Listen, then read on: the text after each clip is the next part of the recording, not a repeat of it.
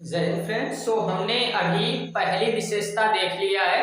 अब हम चलते हैं दूसरी विशेषता की ओर और उसके लिए कुछ एग्जाम्पल देखेंगे और दूसरी विशेषता हम लोग यहाँ से स्टार्ट करेंगे। तो यहाँ से सारी चीजें अब आपको समझते हुए चलनी है। दूसरी विशेषता आपको बताई जाएगी और दूसरी विशेषता के लिए आपको किन किन बातों पे फोकस करना है, सारी चीजें आपको हम यहाँ से बताएंगे और जो हमने कहा है बस वही आपको पढ़ना है।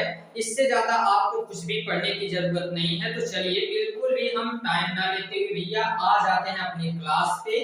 और ये हमारी क्लास जो रहेगी, ये क्या क्या चीजें हमें फोकस करनी है वो हम सारी चीजें देख लेते हैं। ठीक,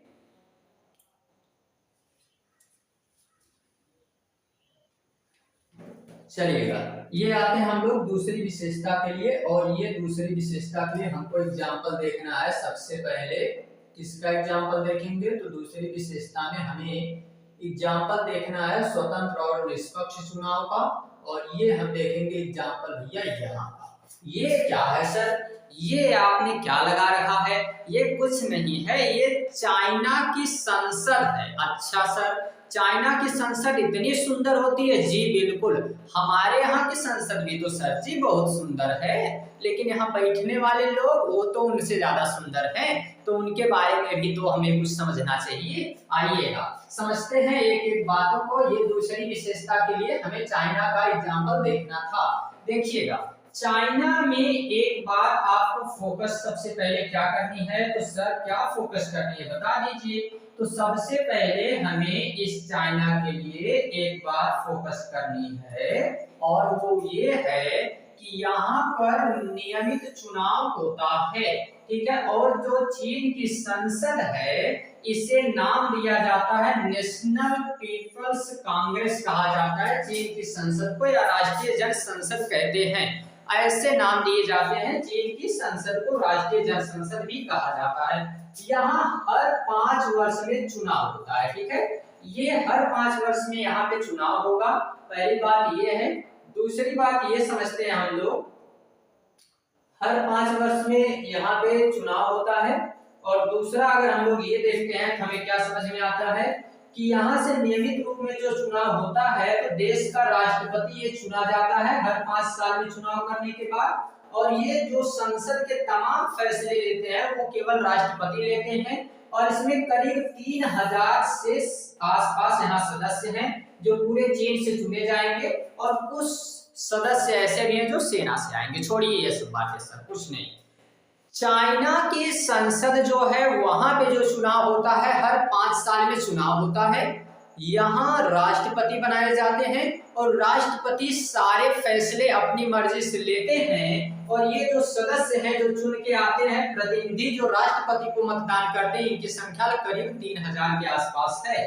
तो इससे क्या हो गया सर? इससे हुआ कुछ नहीं, ये जो उम्मीदवार हैं जितने, बाकी भी उम्मीदवारों को यहाँ खड़ा किया जाता है। और ये हम देखते हैं कि ये जो पार्टी है जो हर बार जीतती है वो पार्टी है कम्युनिस्ट पार्टी। चाइना की कम्युनिस्ट पार्टी है। ये छोटी पार्टियों को, जितनी भी छोटी पार्टियां हैं, इन सभी पार्टियों को मंजूरी देती है चुनाव लड़ने के लिए। मतलब सभी पार्टियां इससे मिलकर ही चुनाव लड़ सकती हैं। इससे अनुमति लेना सभी को आवश्यक होता है। सबको जरूरत पड़ती है इससे अनुमति लेने की। अगर कोई इससे अनुमति नहीं लिया है तो उसे किसी भी प्रकार से चुनाव लड़ने का कोई अधिकार नहीं है। तो जो चाइना की ये पार्टी कम्युनिस्ट पार्टी है वो क्या करती है? ये कम्युनिस्ट पार्टी कहती है कि जब तक हमसे अनुमति नहीं लेंगे तब तक आप चुनाव नहीं लड़ सकते हैं।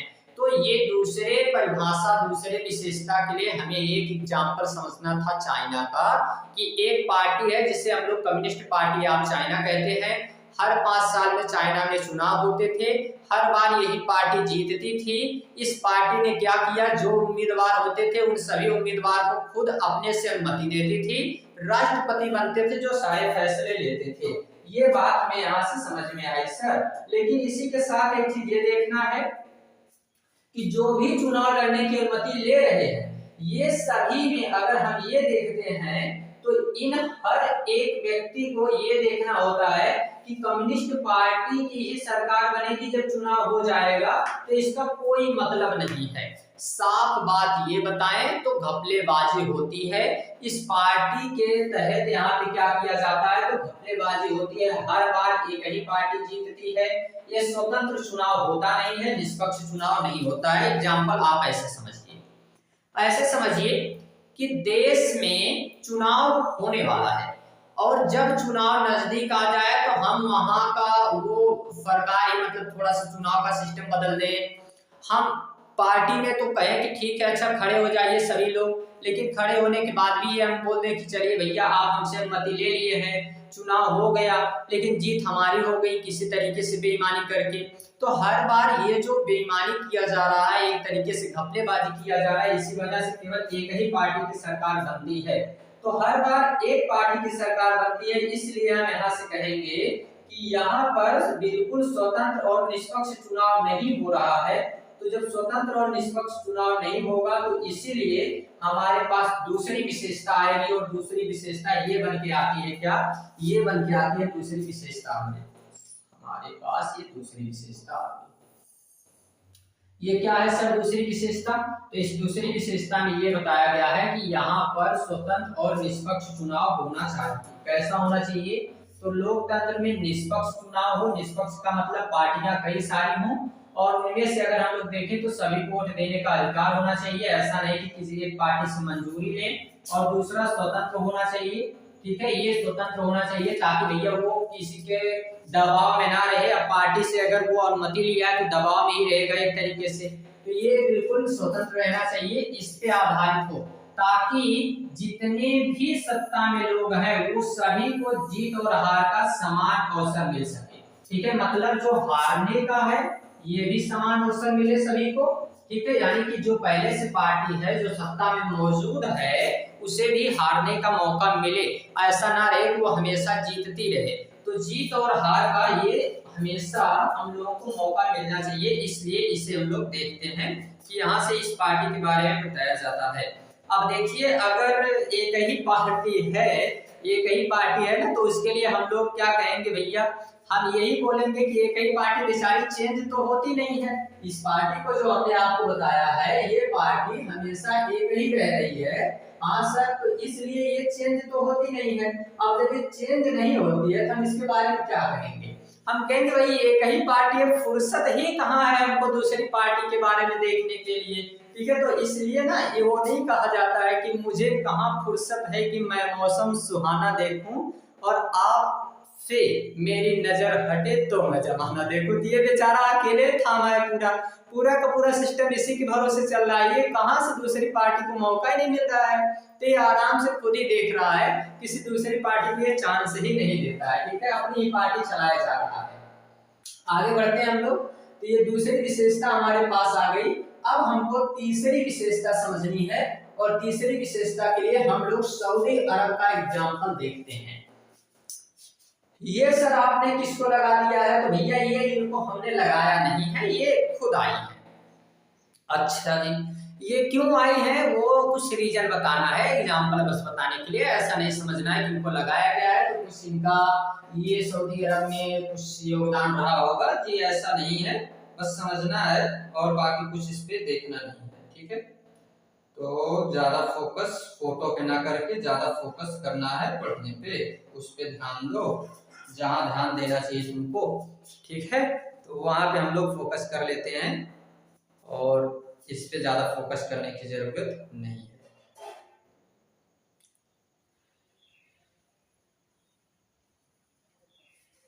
चलिए समझते हैं। तो यहां से हम समझते हैं क्या, सऊदी अरब का एग्जाम्पल देखिए। सऊदी अरब में क्या होता था, तो सऊदी अरब में 2015 से पहले यहाँ महिलाओं को वोट देने का अधिकार बिल्कुल नहीं था। महिला वोट दे ही नहीं सकती थी, इनको वोट देने का अधिकार नहीं था। कोई भी महिला वो वोट नहीं दे सकती थी, कोई भी महिला वोट नहीं दे सकती थी, इनको चुनाव में मतदान करने का अधिकार नहीं था। ठीक है, इनको चुनाव में ये मतदान नहीं कर सकते थे।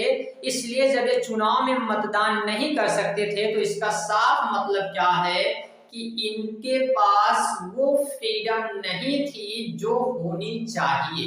हमने जब देश अपना आजाद किया तो हमने उस समय ये ऐलान किया कि केवल एज आपकी 21 साल होनी चाहिए। क्या सर? 18 साल ये तो होता है भैया, तब नहीं था।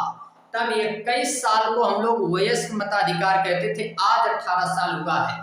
ये चेंज हुआ है ये 1989 को। तो ये पहले होता था 21 साल, इसको किया गया 18 साल। तो ये सारी चीजें हम लोगों को तो शुरू से था, लेकिन यहाँ पे हम लोग देखेंगे तो यहाँ शुरू से नहीं था। यहाँ आपको देखेंगे 2015 तक, पूरे के पूरे सऊदी अरब में 2015 तक महिलाओं को वोट देने का कोई अधिकार नहीं था। राजनीतिक समानता का सिद्धांत जो था वो इसके खिलाफ था कि कहीं से कहां तक अगर हम देखें तो राजनीति में सबको समानता मिली नहीं रही है। तो ये जो महिलाएं होती थी, इन बेचारियों को वोट देने का कोई अधिकार नहीं था, ये वोट नहीं दे सकती थी। तो फिर क्या हो गया सर? इससे समस्या ये आ गई कि ये तो हमने सऊदी अरब का एग्जांपल देखा, बाद में इसे लागू किया जाता है। ऐसे इस्टोनिया का एग्जांपल देख लेते हैं। इस्टोनिया में क्या हुआ? इस्टोनिया अपने नागरिकों के साथ इस तरह से नियम बनाया था कि वहां जो रूसी अल्पसंख्यक थे, मतलब रूस से आए हुए जो अल्पसंख्यक लोग थे जिनकी संख्या कम थी, जो रूस से आए थे, इन समुदायों को मतदान करने का अधिकार नहीं देता था। ठीक है, अगर इनको अधिकार लेना है तो बहुत भारी मुसीबत इनके पास आती थी। कहने का मतलब ये है कि तीसरी विशेषता के लिए हम ये समझ रहे हैं, सभी को वोट देने का अधिकार नहीं है, सबको वोट देने का अधिकार नहीं मिल रहा है। जीत और हार का अवसर कैसे मिल पाएगा? सभी को वोट देने का अधिकार यहाँ पे बिल्कुल नहीं मिलता था। और फिर एक फिजी का एग्जांपल देख लीजिए। फिजी का एग्जांपल क्या बताया गया है? तो फिजी के एग्जांपल में यह बताया गया है कि यहाँ के जो मूल निवासी होते थे, फिजी के जो मूल निवासी होते थे, इनके वोट का मूल्य भारतीयों के वोट के मूल्य से ज्यादा होता था। ठीक है, मतलब जो भारत के लोग वहां जाके रहते थे व्यापार करने या किसी कारण से गए हैं, इनके वोट का मूल्य कम, और जो फिजी के मूल निवासी थे उनके वोट का मूल्य ज्यादा। मतलब वोट के मूल्य में हेरा फेरी हो रहा है। अगर हम 10 लोग वोट दे रहे हैं, जैसे भारत में हमने वोट दिया, भारत के बहुत बड़े नामी गिरामी किसी आदमी ने, अंबानी अडानी ने वोट दिया, तो सर आपका वोट 1 गिना जाएगा, उनका वोट 10 गिना जाएगा। ऐसा नहीं है, ऐसा इस देश में नहीं है। यहाँ हमारे वोट का जितना मूल्य है उतना ही मूल्य उनके वोट का है, वो चाहे कोई भी हो, इससे नहीं मतलब है। सभी के वोट का मूल्य एक जैसा रहता है। और कोई देखो वोट वगैरह में ना सब खरीदते बेचते हैं, ये याद रखना। और अभी मतदान का समय भी आ रहा है, तो आपको ये फोकस करना है कि अब खरीदने बेचने वाले आपको आएंगे। ठीक है, और खरीदने बेचने का सिलसिला तो सब जगह चलता रहता है, ये केवल वोट में नहीं होता है, सब जगह ऐसा होता है। तो इसलिए आपको क्या करना है? आपको कुछ नहीं करना है सर, ये हमको याद रखना है ना कि जब भी वोट का मूल्य आपको लगे कि अलग अलग दिख रहा है, तो ऐसा किसी और देश में होगा, ये भारत देश में ऐसा नहीं है। तो इसीलिए हमने तीसरी विशेषता निकाली, और तीसरी विशेषता हमने क्या निकाल ली है? तो तीसरी विशेषता हमने यहाँ से निकाल ली है ये कि लोकतंत्र में क्या सर? लोकतंत्र में हर व्यक्ति को वोट देने का अधिकार होना चाहिए। तो लोकतंत्र में हर व्यक्ति के पास ये राइट्स होगा कि वो मतदान करेगा। और दूसरी बात ये हम देखेंगे कि केवल एक ही क्राइटेरिया वयस्क नागरिक हो, उसकी एज 18 साल 21 साल, ये एक एग्जैक्ट जो डेट होती है वो रहनी चाहिए। और हर व्यक्ति का, जो भी व्यक्ति वोट दे रहा है, उसका एक सामान्य मूल्य होना चाहिए। ऐसा नहीं कि आप वोट दीजिए तो आपके वोट का मूल्य दूसरा हो, हम वोट दे तो हमारे वोट देने का जो मूल्य हो वो दूसरा हो, ऐसा नहीं होना चाहिए। मूल्य का मतलब वो पैसे से नहीं, ये समझना है अगर हमारा वोट 1 गिना जा रहा है तो आपका वोट भी 1 गिना जाना चाहिए। ऐसा नहीं कि हम वोट दे रहे हैं तो 1 गिना जा रहा है, आप वोट दे रहे हैं तो 2 गिना जाएगा। तो आप अगर ऐसे ही सरकार को चाहेंगे तब तो आप जैसे कुछ लोग आके ही सरकार बना सकते हैं। तो इसलिए ये चीज किया गया है और ये लोकतंत्र की बात बताई गई है। तो अभी तक हमने 3 एग्जाम्पल देखे हैं। वो 3 एग्जाम्पल कौन कौन है? वो 3 एग्जाम्पल हमने देखा है। एक तो देखा हमने पाकिस्तान का, पहली विशेषता के लिए पाकिस्तान का एग्जाम्पल जिसमें हमने कुछ कुछ बातें समझा। दूसरा हमने चाइना का देखा जिससे दूसरी विशेषता बनी। तीसरा हमने सऊदी अरब का देखा जिसमें तीसरी विशेषता बनी। ऐसे ही हमें एक चौथे विशेषता के लिए देखना है एग्जाम्पल, और वो एग्जाम्पल कहाँ का देखेंगे, वो एग्जाम्पल हम देखेंगे जी जिम्बाब्वे का। ठीक है, ये कहाँ का एग्जाम्पल है, ये आपको मिलेगा जिम्बाब्वे। ये जिम्बाब्वे के लिए हमको समझना है, क्या क्या बातें समझनी है, आइए इसके बारे में समझ लेते हैं। ये आपको मिलेगा जिम्बाब्वे, ये जिम्बाब्वे, ये रहा जिम्बाब्वे। ठीक है सर, ये जिम्बाब्वे, कोई बात नहीं। इस जिम्बाब्वे के बारे में क्या चीजें हमें फोकस करनी है, तो जिम्बाब्वे के बारे में ये फोकस करनी है कि यहाँ पर एक सरकार थी। अच्छा सर, एक सरकार थी, कैसी सरकार थी ये तो बता दीजिए हमको। तो एक सरकार थी जिम्बाब्वे में जो 1980 में जितने श्वेत अल्पसंख्यक थे, श्वेत अल्पसंख्यक का मतलब क्या होता है, श्वेत अल्पसंख्यक का मतलब है जो गोरे लोग थे लेकिन कम थे, तो इनके शासन से स्वतंत्रता मिली थी। मतलब ये लोग पहले शासन करते थे तो कम, लेकिन ये शासन करते थे और इस वजह से इनसे आजादी मिली हमें। तो जब इनसे आजादी मिली तो इसके बाद यहाँ पर एक सरकार बनती है। ये नाम हमने नहीं दिया है, क्या सर, ये नाम हमने नहीं दिया है। ऐसे नाम भी हम मतलब देते हैं, लेकिन ये किसी और को, यहाँ पे जो लिखा है इस पार्टी को हम थोड़ी ऐसा नाम देंगे। तो ये नाम जो दिया जाता है, ये नाम अगर हम लोग देखते हैं तो इसमें हमें क्या फोकस करना है, इसके बारे में। ये जो पार्टी बनती है, ये पार्टी का शासन रहता है कुछ दिनों तक। ठीक है, कुछ दिनों तक इस पार्टी का शासन रहता है और ये पार्टी क्या करती है, तो देश की आजादी के लिए मतलब संघर्ष में काम की थी। देश की आजादी में इसका बहुत बड़ा योगदान रहा है। ठीक है, तो ये सारी चीजें तो इन्होंने किया था, तो इसीलिए हम देखते हैं कि ये पार्टी को ही अब हम लोग अगर समर्थन देते हैं तो ये बार बार जीतेगी। ठीक है, तो ये बार बार जीतेगी, लेकिन क्या ये लोकतांत्रिक पार्टी है, तो अगर ये लोकतांत्रिक पार्टी है तो हमें क्या फोकस करना है, इसके बारे में देखते हैं हम लोग। अभी भी इस पे थोड़े से एक दो फोटो और ऐड करने हैं, वो हम आपको दिखा देते हैं, रुकिएगा, जस्ट वेट। चलिए समझते हैं आगे। तो ये हमने देखा भैया इसके बारे में, अभी ये इसके बारे में समझ लेते हैं। ये कौन है, जो पार्टी बनी थी ना, उस पार्टी के मुख्य कार्यकर्ता थे। नाम क्या है इनका, रॉबर्ट मुगाबे। आइए इनके बारे में समझते हैं। ये हैं साहेब रॉबर्ट मुगाबे। अच्छा जी, ये सर जी क्या करते थे, अच्छा काम करते थे। अच्छा सर, अब तो अच्छे आदमी हैं बिल्कुल। ये अच्छे काम करते थे। रॉबर्ट मुगाबे क्या करते थे, लोकतांत्रिक तौर पर ये दल के नेता रॉबर्ट मुगाबे लंबे समय तक देश के राष्ट्रपति रहे, लोकतंत्र के माध्यम से नहीं, अलोकतांत्रिक तरीके से। रॉबर्ट मुगाबे देश के क्या रहते हैं, राष्ट्रपति रहते हैं, वो भी बहुत लंबे समय तक। ठीक है, तो देश के राष्ट्रपति रहते हैं, बने रहते हैं ये काफी दिनों तक, और लोकप्रिय थे। क्यों, देश की आजादी में काम किए थे सर, तो देश की आजादी में काम किए थे तो बहुत ही लोकप्रिय थे, इनको सब जानते थे। लेकिन फिर भी इन्होंने चुनाव में जीत हासिल करने के लिए लगातार अनुचित और गैर लोकतांत्रिक तरीकों का इस्तेमाल क्या करते थे सर, ये जाके जितनी पार्टियां थी, ठीक है, वो सभी पार्टियों के पास क्या करते थे, वहां जाके ये जब चुनाव होता था तो बदल देते थे अपना वो सिस्टम।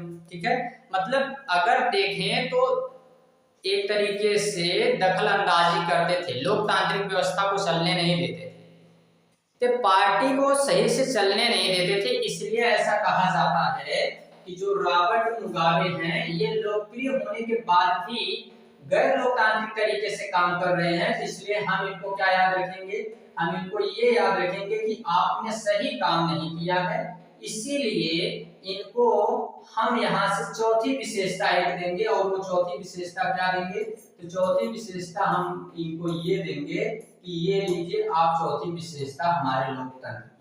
और ये चौथी विशेषता क्या आ गई हमारे पास, तो चौथी विशेषता सर ये आ गई है, ये आ गई कि लोकतांत्रिक सरकार में अपने नागरिकों कि अधिकारों का आदर करती हो और संवैधानिक कानूनों के दायरे में रहकर काम करती हो। ये कानूनों के दायरे में रहकर काम नहीं करते थे, कानून से बाहर जाके अलोकतांत्रिक तरीके से काम करते थे। इसलिए हम इनको क्या कहेंगे कि भैया आप लोकतांत्रिक तरीके से काम नहीं कर रहे हैं, ये आपकी सरकार सही नहीं है। तो ये तो सारी चीजें अभी तक हमने 4 विशेषताओं को समझा है।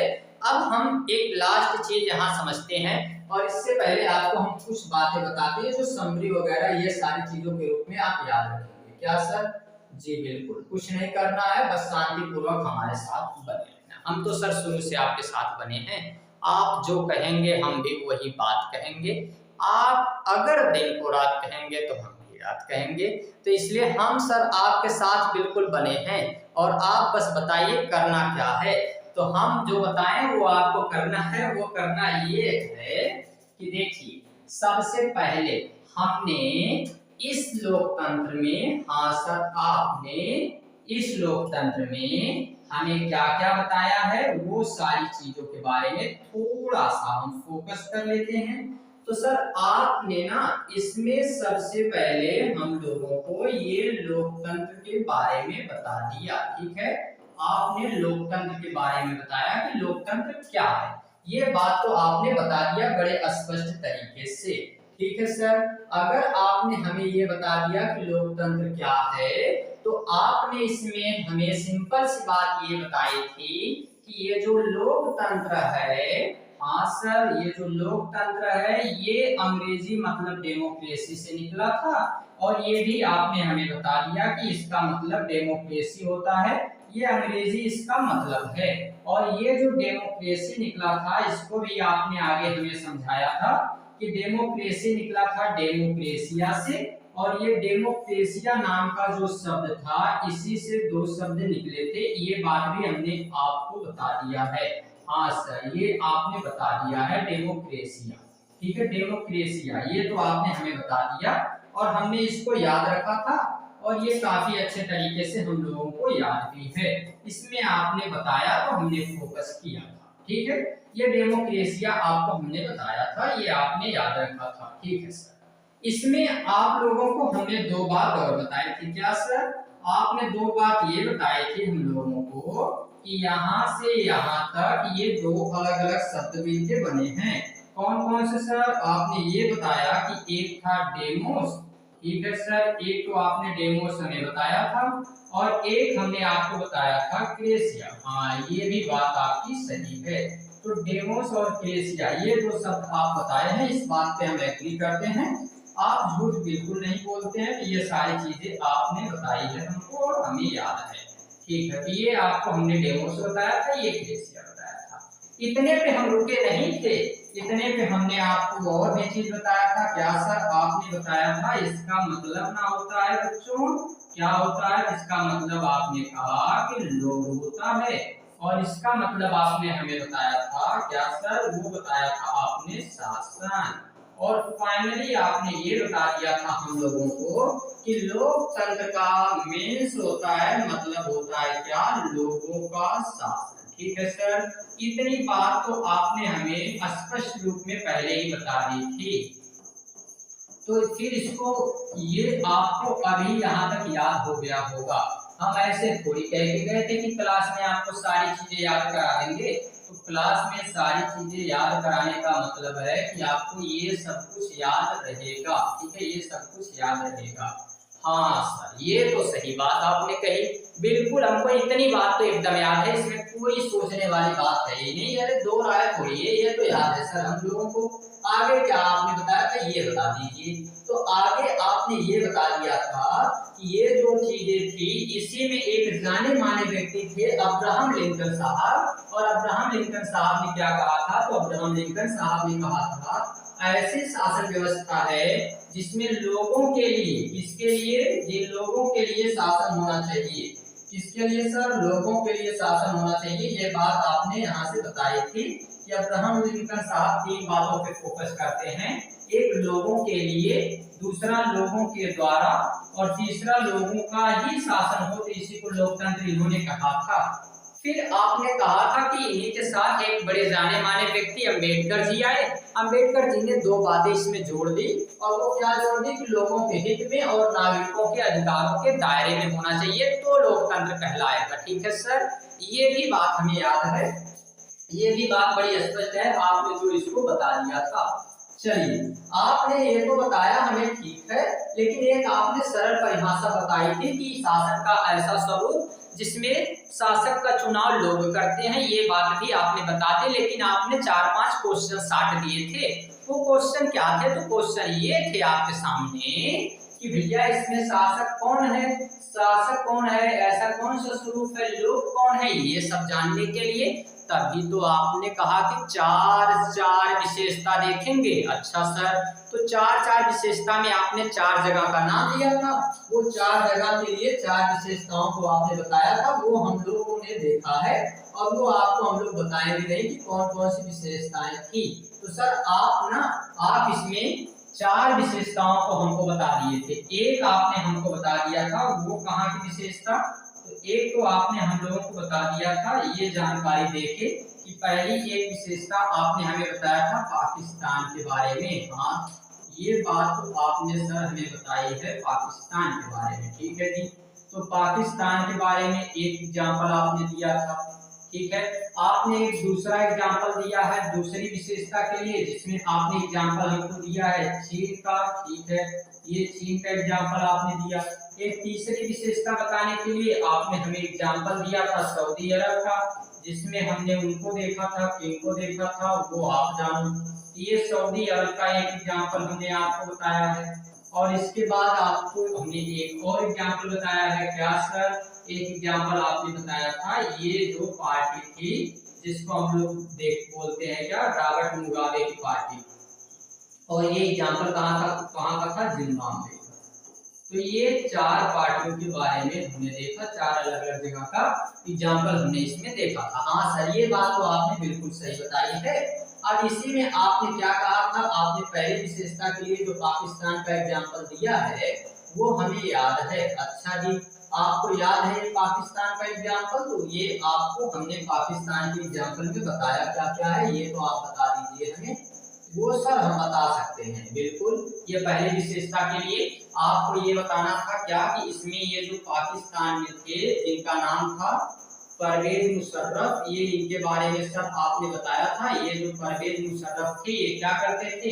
तो इन्होंने 1999 को इन्होंने क्या किया, सरकार अपनी बनाई, सत्ता पलट किया, और इन्हें लगा कि अभी ये सही नहीं है, तो 2002 में ये चाहते थे अपना कार्यकाल बढ़ाना जनमत संग्रह के माध्यम से 2002 में 5 साल के लिए। तो सब इनका विरोध करने लगे। जब सब इनका विरोध करने लगे तो इन्होंने कहा कि ऐसे नहीं काम चलेगा। लीगल फ्रेमवर्क के तहत, लीगल ऑर्डर फ्रेमवर्क होता है जो बदल सकता है। इन्होंने प्रांतीय असेंबली और ये जो केंद्रीय असेंबली है सबको चेंज करके और ये पूरी तरह से वहां की असेंबली को ही भंग कर दिए। तो इन्होंने असेंबली को भंग कर दिया, और इसलिए फाइनली यहाँ पे हमको ये देखने को मिलता है कि यहाँ का मेन व्यक्ति अब कौन रह गया? तो मेन व्यक्ति तो सर जनता को कहीं से दिख नहीं रही है। तो जनता अगर मुख्य यहाँ पे नहीं है तो यहाँ पे कौन मुख्य हो जा रहा है? मुख्य हो जा रहे हैं यहाँ पे ये लोग, जैसे सेना हो गई, परवेज मुशर्रफ हो गई, ये लोग मुख्य हो जा रहे हैं। इसीलिए हमने कहा कि ये हमने एक परिभाषा यहाँ से विशेषता निकाली कि जो अंतिम निर्णय लिया जाएगा, ये अंतिम निर्णय किसके द्वारा लिया जाना चाहिए? तो चुने हुए प्रतिनिधियों के पास होना चाहिए। अब जाके ये पहली विशेषता, ठीक है सर, ये आपने बताया था, बड़ी स्पष्ट बात है।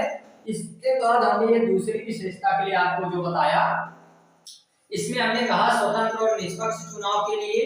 तो हमने कहा कि ये जो चीन की पार्टी है, हाँ सर, ये जो चीन की पार्टी है ये क्या करती है?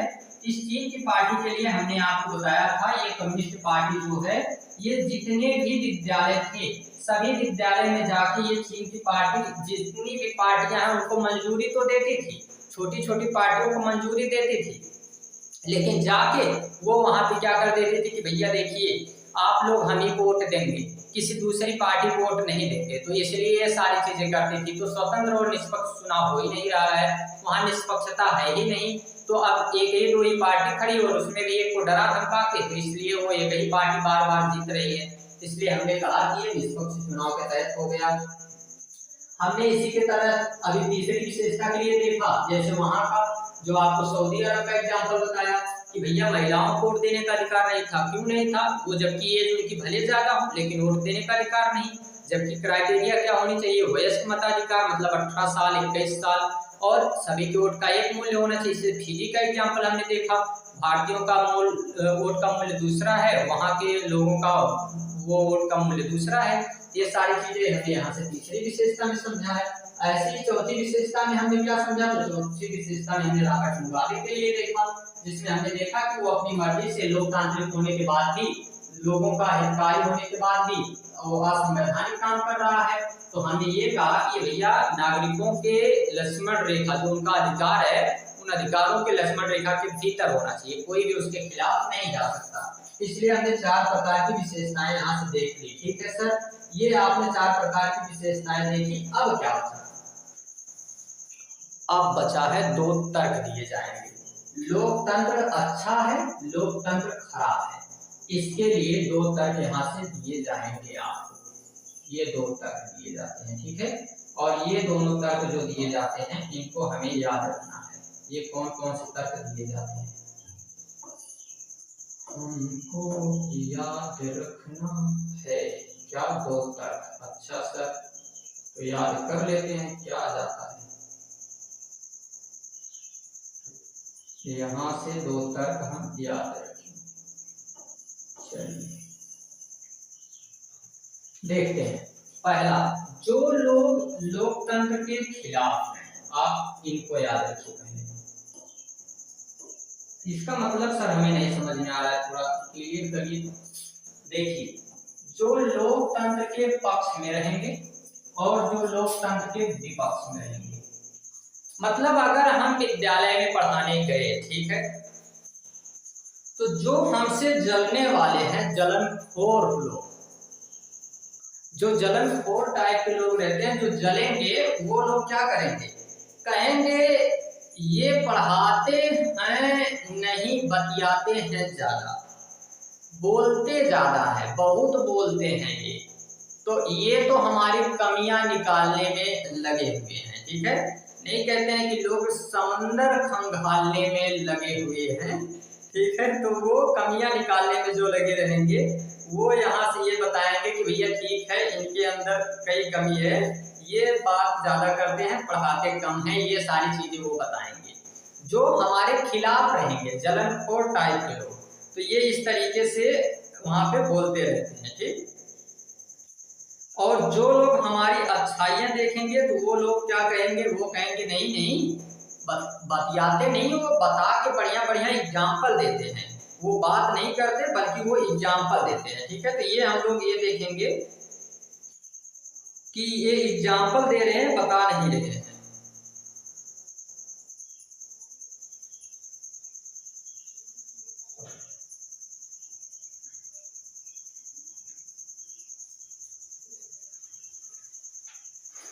इसीलिए ना कहा जाता है, वो शायरी निकालते हैं उसके लिए। ठीक है, कि वो क्या है, जब लोग कमियां निकालते हैं तो किस तरीके से बोला जाता है, वो क्या है, उसको आप फोकस करेंगे। बड़ी अच्छी प्यारी सी शायरी है, इसको आप सुनेंगे कि वो एक समंदर खंगालने में लगे हुए हैं, हमारी कमियां निकालने में लगे हुए हैं। ठीक है, कि वो एक समंदर खंगालने में लगे हुए हैं, हमारी कमियां निकालने में लगे हुए हैं, और जिनकी अपनी लगोटियां तक फटी हुई हैं, वो हमारा किरदार संभालने में लगे हुए हैं। ठीक है, जिनको लगता है वो हमारा किरदार देखते हैं कि भैया इनका किरदार कैसा है, ये किस तरीके के लोग हैं, तो इन पर फोकस नहीं करता है। तो जितने जलनखोर टाइप के लोग रहेंगे, वो क्या कहेंगे? वो कहेंगे कि यहाँ पे ये अच्छा नहीं पढ़ाते हैं, ये बात ज्यादा करते हैं। तो ऐसे लोकतंत्र से जलने वाले कुछ लोग हैं, ये क्या कमी निकालेंगे, इनके बारे में हमको यहाँ से समझना है। तो लोकतंत्र के जो जो कमियां और अच्छाइयां हैं, ये देखते हैं। पहले अच्छाई देखें कि कमी देखें, ये बताओ तुम। पहले कमी देख लेते हैं, फिर अच्छाई देखते हैं। ऐसा इसलिए, कमी देखोगे तो फिर अच्छाई देखोगे, तो आदमी आपके लिए अच्छा हो जाएगा। अगर हम पहले लोकतंत्र की अच्छाई दिखा के फिर कमी दिखाएं, तो लोकतंत्र आपकी नजर में खराब हो जाएगा। ठीक है, तो पहले उसकी कमी देखते हैं। देखिए, पहली कमी क्या है? राजनीतिक अस्थिरता। इसका क्या मतलब है सर? इसका मतलब है हर 5 साल में चुनाव होगा। हाँ सर, अब 5 साल में अगर चुनाव हो रहा है तो हर 5 साल में चुनाव होने की वजह से नेता बदलते रहते हैं, तो राजनीति में स्थिरता नहीं रहेगी। कोई काम शुरू किया जाएगा तो वो काम क्या होगा, वो काम आपका पूरा कोई कर रहा है, कई साल लगना है, वोट हुआ फिर से चेंज हो गई सरकार, फिर वो आपका काम रुक जाएगा। हाँ सर, सच में कमी है। देखो, अगर हम गलत हैं तो कहाँ गलत है ये तर्क दीजिए, अगर हम सही हैं क्यों सही हैं ये तर्क दीजिए, लेकिन ऐसे बिना किसी तर्क के आप बहस मत कीजिए। तो तर्क के साथ बात करना है, तो यहाँ पे हम तर्क के साथ बात करें कि 5 साल में जब चुनाव होता है तो नेता बदलते हैं, इसीलिए काम नहीं हो पाता है, तो राजनीतिक अस्थिरता बढ़ती है। ठीक, पहली पॉइंट सर। दूसरी पॉइंट यहाँ पे क्या फोकस करना है, निर्णय में देरी होती है। हाँ सर, निर्णय अगर कई बार देखें हम लोकतंत्र में तो निर्णय में बहुत समय लग जाता है, बहुत टाइम लग जाता है कई बार, और इतना लेट हो जाता है कि हमारे हिसाब से ये सही चीज नहीं है। अगर किसी को न्याय देरी से मिले तो वो अन्याय के बराबर ही होता है, तब तो सर ये बिल्कुल गलत बात है गलत। निर्णय बहुत देरी से लिया जाता है, बहुत देरी से लिया जाता है, क्यों, बहस होगी, लेकिन सही निर्णय चाहे वो हम ही कर देंगे। तो अभी तो बुराई कर रहे हैं ना, तो भाई एक एक चीज निकाल के उसकी बुराई करेंगे, ठीक है। तो ये चीजें तो हमने क्या देखना है, हमने कहा कि निर्णय बहुत देरी से होता है, और इसीलिए जब निर्णय देरी से हो रहा है तो ये साफ मतलब है कि ये कई बार अन्याय हो जाता है, न्याय देरी से मिलने पर। ठीक है, एक पॉइंट ये भी याद रखना है। भ्रष्टाचार और धन बल। भ्रष्टाचार क्यों बढ़ता है सर, जैसे देखिए अब कई नेता ऐसे हैं जो केवल पैसा बांट के अपनी राजनीति में आ जाते हैं, केवल पैसा बांट के राजनीति में आ गए हैं, उनके पास केवल पैसे की व्यवस्था थी, पैसा जो अच्छा बांट दिया है तो पैसा देके वो राजनीति में आ गया है, जबकि उसकी योग्यता नहीं थी। आप बताओ ना, जितने देश के अधिकतर भ्रष्ट नेता हैं सब अपनी योग्यता से नहीं आए हैं। अगर हम ये नहीं बोले कि एग्जाम कराइए, इनकी क्या औकात ये एग्जाम दे के पास हो जाएं, इनके बस की बात नहीं है। ये कोई एग्जाम करा दें हम लोग तो इनका वो पूरा का पूरा बोरा बिस्तर इनको लेके जाना पड़ जाएगा। एग्जाम इनके बस का नहीं है, ये एग्जाम को चौपट करने का काम कर सकते हैं, एग्जाम देने का काम नहीं कर सकते हैं। लेकिन ये याद रखना है, अगर हम इनके लिए व्यवस्था ये लाएं तो ये क्राइटेरिया फिक्स करें, कम से कम इतनी योग्यता होनी चाहिए, इतने समझदार हो, एक मानसिक टेस्ट तो इनसे कराया जाए कि कुछ सोच समझ सकते हैं, इनकी मानसिक क्षमता कहाँ है। जैसे कई ऐसे नेता हमने देखे हैं कि जो बेचारे बिल्कुल भ्रष्ट हैं, कई ऐसे नेता जो टॉप लेवल के नेता हैं, बहुत अच्छे नेता हैं, लेकिन कुछ ऐसे नेता हैं जो बिल्कुल भ्रष्ट हैं। कैसे सर, उनको ये पता ही नहीं कि शिक्षा मतलब क्या होता है, वो शिक्षा से लेना देना उनको नहीं, बस उनके लड़के कहीं जाके पढ़ रहे हैं, वो एकदम मस्त मौज कर रहे हैं, उनको क्या टेंशन पड़ा है भाई, देश चौपट हो जाए उनसे कुछ लेना देना नहीं। आप बताओ ऐसा कौन सा बेवकूफ आदमी होगा जो अपने देश का सरकारी विद्यालय अगर वहां की कमियों को दिखाने जा रहे हैं तो उसी को रोक लगा रहा है।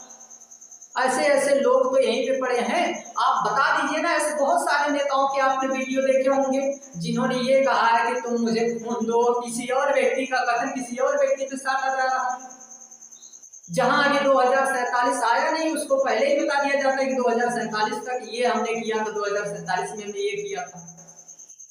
तो ये अभी एक और भी हमने देखा था, ऐसा एक वो मिला था कि जिसमें बताया जाता है ये इनके बारे में, सम्राट अशोक के बारे में बताया जाता है कि जब वो गौतम बुद्ध से मिले, भैया कहाँ से मिले, कैसे मिले, तो ये इनकी क्षमताएं ही तो है, मानसिक क्षमताएं हैं, इसलिए ये केवल पैसा देके आ गए हैं, इनके पास कोई वो योग्यता थोड़ी है।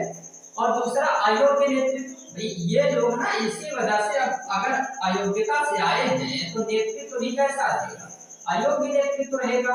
मतदाताओं की अज्ञानता, कई बार हम लोग अपने से लेके आते हैं। आप सोचो, आपको मतदान करने का मौका मिला है तो बढ़िया से किसी को वोट देते हैं। हम केवल जाति देख के वोट देते हैं, हम केवल धर्म देख के वोट देते हैं, ये हमारी कास्ट के है इसलिए हम इनको वोट दे देते हैं। इसीलिए तो सिस्टम में भ्रष्टाचार बढ़ रहा है। हम ये कभी नहीं देखते कि कौन अच्छा आदमी है, कौन खराब आदमी है, किसकी क्षमता है कुछ करने की, कौन देश के लिए अच्छा काम करेगा, कभी नहीं देखते, कभी भी।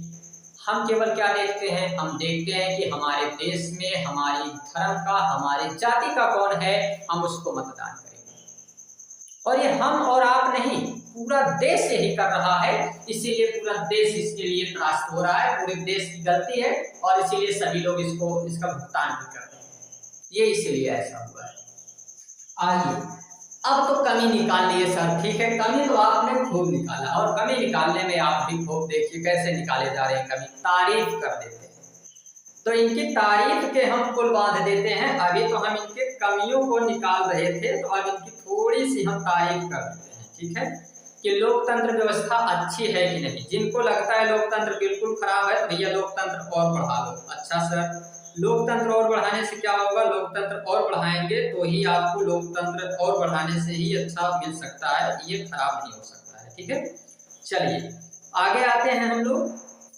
तो अब इनकी तारीफ की बात करते हैं, तो तारीफ पे हम थोड़ा सा क्या करते हैं, इस पे कुछ बातें आपको याद रखनी है। वो क्या है, पहली उत्तरदायी सरकार। इसका क्या मतलब है सर, इसका मतलब है executive is the responsible to the legislature.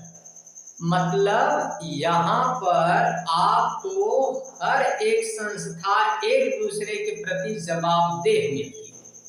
मतलब अगर कोई काम करके गई है तो पूछने वाला वहां से आपसे पूछ सकता है कि आपने ऐसा क्यों किया, क्या जरूरत थी देश में ऐसी व्यवस्था लाने की, ये संशोधन आपने क्यों किया है, ये विधेयक आप क्यों पास कर रहे हैं। तो ये जवाबदेही मांगता है, लोग पूछ सकते हैं आपसे सवाल पूछे जा सकते हैं, तो इसलिए ये सारी चीजें यहाँ पे मिलती हैं। बेहतर निर्णय, क्यों सर बेहतर निर्णय कैसे, अरे जब देरी से होगा तो सोच समझ के आराम से निर्णय लिया जाएगा, तो बेहतर निर्णय की तरफ हम लोग पहुंचते हैं। ये देरी से होता है लेकिन अच्छा निर्णय, देर से आए लेकिन दुरुस्त आए हैं, ठीक है। तो इसीलिए कहा जाता है ना कि देर से आए लेकिन दुरुस्त आए हैं, तो ये बेहतर निर्णय यहाँ पे लिया जाता है। तो इसीलिए हम लोगों को ये चीज मिलता है कि भैया यहाँ जितनी चीजें होती हैं वो क्या होती हैं, तो वो आपको निर्णय जितने लिए जाते हैं वे सारे के सारे निर्णय यहाँ पे देरी से लिए जाते हैं लेकिन सही निर्णय लिए जाते हैं, ये बात है। आगे अगर हम लोग समझे तो समानता और अधिकार, सभी को एक बराबर देखा जाता है, सभी के अधिकारों की रक्षा की जाती है, ये हम लोग इसकी क्या निकालते हैं, तारीफ के पुल बांध रहे। अब तारीफ के पुल बांधेंगे तो कमी थोड़ी निकालेंगे, कमी जितनी निकालनी थी हम निकाल लिए। आगे क्या है, गलतियों को सुधारने का अवसर। हाँ, ये अगर आपने गलती की है तो आपको अवसर भी यहाँ मिल जाता है कि इस बार आपने सही नहीं किया, तो आपने गलत आदमी को चुनाव में वोट दे दिया है, तो अगले साल उसको हटा दीजिएगा, आपकी मर्जी नहीं है तो उसको हटा दीजिए। मतभेदों का शांतिपूर्ण, अगर ये मतभेदों का शांतिपूर्ण प्रदर्शन, मतलब अगर आपको लगता है किसी तरीके से कोई समस्या है देश में, आपके नेता जो है आपके हिसाब से नहीं चल रहे हैं, आपकी बातों को नहीं सुना जा रहा है, आप चेंज कर सकते हैं, प्रदर्शन कर सकते हैं, ये सारी चीजें कर सकते हैं। ये लोकतंत्र की खूबी हम कह सकते हैं। तो लोकतंत्र में अच्छाइयाँ भी हैं, लोकतंत्र में बुराइयाँ भी हैं, दोनों चीजें यहाँ पे देखने को मिलती हैं। इसलिए हम यहाँ पे कह सकते हैं कि भैया लोकतंत्र जो है ये बहुत ही अच्छी चीज है। लोकतंत्र के बारे में हम लोग ये समझ सकते हैं कि एक तो इसकी कुछ बुराइयां जिसमें हमने देखा, एक अच्छाइयां। तो ये लोकतंत्र के पक्ष में तर्क था, लोकतंत्र के विपक्ष में तर्क था, दो तर्क दिए जाते हैं। ये चैप्टर अब जाके आपका हुआ है क्लोज। तो चैप्टर नंबर फर्स्ट हमने कर लिया है कंप्लीट। आपका ये चैप्टर नंबर फर्स्ट हो गया है कंप्लीट भैया। इसमें ये कैसे, तो ऐसे एक अभी जो NCERT read between the lines चल रहा है वो आपको जो बताया जाएगा वो बिल्कुल डिटेल में हम लोग कवर कर रहे हैं। तो जिनको बहुत डिटेल में पढ़ना है, शांतिपूर्वक पढ़ना है, 3-4 घंटे में पढ़ना है, वो आए कहाँ, NCERT read between the lines. एक एक पॉइंट को हम लोग अंदर से जाकर उसको पढ़ रहे हैं, तो वहाँ आप आइए वहां पे आपको अच्छे से समझ में और आएगा। यहाँ भी आपको अच्छे से समझ में आया होगा। यहाँ केवल मेन पॉइंट रखी गई थी, अधिकतर वो पॉइंट रखी गई है जो केवल आपको एग्जाम से रिलेटेड है। वहां वो पॉइंट रखी जाएंगी जो आपको जानकारी के लिए ज्यादा जरूरी है। तो ये आपकी एग्जाम के पॉइंट ऑफ व्यू से था। मैं भाई सच्चाइयों को कहने से नहीं डरता, ये सच्चाइयां जो है कह दीजिए। बच्चों को भ्रम में रखना क्या मतलब है कि इनको भ्रम में रखा जाए कि यहाँ ये मिलेगा वो मिलेगा, कुछ नहीं मिलेगा। जो है सच है। यहाँ पे पीपीटी जो ये रखी गई ये सब इंपॉर्टेंट पॉइंट थे। वहाँ पे जो रखी जाएगी वो आपको रीड बिटवीन द लाइंस पढ़ाई जाएगी। वो सारी चीजें वहाँ पे आपको जो रहेंगी डिटेल में डिस्कशन किया जाएगा। आपके पास जैसी टाइम हो वैसा आप आइए। आप सब दो क्यों पढ़ा रहे हैं भाई? हम पढ़ाएंगे इसलिए क्योंकि हम दोनों जगह से निकाल के और लास्ट में जब आपका एग्जाम होगा तो आपको दिखाएंगे कि देख लीजिए कि क्या चीज इसमें से आया है। फिर इसीलिए थोड़ी ऐसे थोड़ी कहते हैं कि जो हमने पढ़ाया नहीं वो आएगा नहीं। मतलब अगर हम एक बार बता दिए उसमें कि ये क्वेश्चन यहाँ से आना है तो आएगा। वो इनकी क्या हिम्मत है कि जो क्वेश्चन उससे बाहर पूछ दे। नहीं आता है बाहर से क्वेश्चन कैसे आ जाएगा? इनकी मर्जी है, ये अपने से थोड़ी पूछ सकते हैं। हम जैसा चाहेंगे वैसा ही पूछेंगे। आप बनाते हैं सर? नहीं, बिल्कुल नहीं, हम थोड़ी बनाने जाने वाले हैं। बट इनका माइंड हम लोग पढ़ लेते हैं, माइंड रीडिंग करते हैं। इनके क्वेश्चन को देख के, इनके प्रीवियस ईयर क्वेश्चन पेपर को देख के हम लोग अंदाजा लगाते हैं कि कैसे क्या हुआ है। आज इसी बेस पे आपको क्वेश्चन कराए जाएंगे ढेरों सारे 10-20 क्वेश्चन आपको ऑब्जेक्टिव टाइप दिखा देंगे। वो क्वेश्चन आप सॉल्व कर लीजिएगा, इसकी प्रैक्टिस हम करा लेंगे, ये चैप्टर हो जाएगा पूरी तरह से कंप्लीट। ठीक है, तो ये दोनों चीजें हम करने वाले हैं। जैसे भी आपकी मर्जी हो, किसी भी तरीके से आप समझ सकते हैं। वो आपके क्वेश्चन प्रैक्टिस वगैरह भी यहाँ से आप करा दिए जाएंगे। ठीक है, तो कोई टेंशन नहीं लेना है।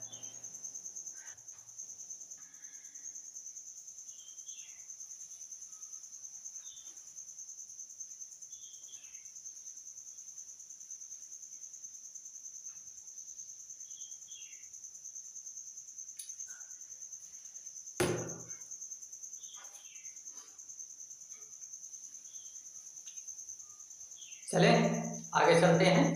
और ये हो गया हमारा कंप्लीट। तो अब हम लोग मिलेंगे अगली क्लास में। और वो अगली क्लास आपको कब मिलने वाली है? तो अगली क्लास आपको मिलेगी वो इसके जस्ट बाद चैप्टर 2 मिलेगा। और उसका भी पीडीएफ वगैरह बन गया है, ऐसा नहीं सोचना है कि सब उसको भी हमने बना दिया है। आपको थोड़ा सा दिखा देते हैं। ये सब देख रहे हैं, ये सब ज्योग्राफी वगैरह का ये सब पीडीएफ वगैरह आपको बना दिया जा रहा है। और इतना डिटेल में हम लोग बना रहे हैं ना, ये कहाँ से क्यों दिख नहीं रहा है? ये सब देख रहे हो, ये सब फोटो वगैरह जो बनाए जा रहे हैं ना, ये सब क्यों बनाए जा रहे हैं? ये सब आपको जियोग्राफी का पढ़ाने के लिए बनाया जा रहा है। बहुत डिटेल में हम लोग डिस्कस कर रहे हैं इस बार। सारी चीजें आपको बताई जाएंगी। बस यहाँ से ये एक एक जो फोटो बनाए जा रहे हैं ये सब इसीलिए बनाए जा रहे हैं। सबको हम लोग समझते हुए चलेंगे। इसको बनाने में इतना समय लगता है कि बहुत टाइम लगती है इसको बनाने में। ये तो हम जानते ना कि कैसे ये सब हो रहा है। लास्ट में नहीं सब लोग कहते हैं कि भैया ये एक दिन आएगा वो दौर जब सब लोग ये कहने आएंगे हमारे पास कि ये कैसे किया। ठीक है, ये भी वक्त आएगा जब लोग कहेंगे कि ये कैसे किया, तो फिर हम भी मुस्कुरा के कह देंगे। हम भी मुस्कुरा के बस इतनी सी बात कह देंगे कि हर रोज हारा हूं बस एक दिन जीतने के लिए। ठीक है, तो ये ऐसा नहीं है अभी कल की आपको कुछ कहानी बताए तो 20 बार हमने ट्राई किया, बार लाइट कटी है, आज जाके कंप्लीट हुई है। अब नई क्लास इसलिए अभी यहाँ से नहीं शुरू कर सकते क्योंकि ऑफलाइन क्लास में भी जाना है, इसलिए समस्या इस बात की है। नहीं तो फिर अगर हम लोगों को ऑफलाइन क्लास में नहीं जाना रहता तो अभी तो सारे सिस्टम सही थे, तो फिर हम लोग यहाँ से आगे मतलब देख लेते। ठीक है, ऑफलाइन में भी जाना है तो थोड़ा सा उसके लिए भी चलना ही पड़ेगा। ठीक, और जाते जाते कुछ सुनाना तो है नहीं आपको, नहीं सुनाना है तो फिर रहने देते हैं। ठीक है, सुना दीजिए सर कुछ। ऐसे अभी मन तो नहीं था। ठीक है, देखते हैं अभी अगर सुनाने का तो सुनाते हैं।